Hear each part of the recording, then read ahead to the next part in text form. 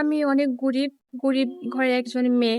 যৌতুকের জন্য বিয়ে হচ্ছে না। সবাই আসে, দেখে যায়, পছন্দ করে। কিন্তু যৌতুকের কথা উঠলে সবাই ফিরে যায়। টাকার জন্য আমার বিয়ে হচ্ছে না। যদি এমন কেউ থাকে প্রবাসী যে আমাকে বিয়ে করবে, আমাকে ঘরের বউ করবে, সে যেমনই হোক না কেন, আমার কোনো সমস্যা নাই। আমি বিয়ে করতে রাজি আছি। আমার নাম মৌ, বাসা ময়মনসিংহ। আমার বয়স ২১। আমার সবকিছু জেনে যদি কেউ আমাকে বিয়ে করতে চান তাহলে ভাইয়াদের সাথে যোগাযোগ করবেন। আসসালামু আলাইকুম আপু, ওয়ালাইকুম আসসালাম। কেমন আছেন? আলহামদুলিল্লাহ ভালো।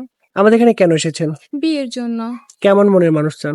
যেমনই হোক না কেন, যদি বিয়েও হয়, তার যদি বাচ্চাও থাকে, সে যদি আমাকে আবার বিয়ে করে তার সংসারের দায়িত্ব বা আমাকে বিয়ে করে ঘরের বউ করে রাখতে পারে, আমার দায়িত্ব নিতে পারে, আমি বিয়ে করব। যেমনই হোক, কোনো সমস্যা নেই। কোনো সমস্যা নেই, না, তাই না? কোনো সমস্যা নেই। আপনার সাথে যোগাযোগ করবে কি করে? আপনাদের মাধ্যমে যোগাযোগ করবে।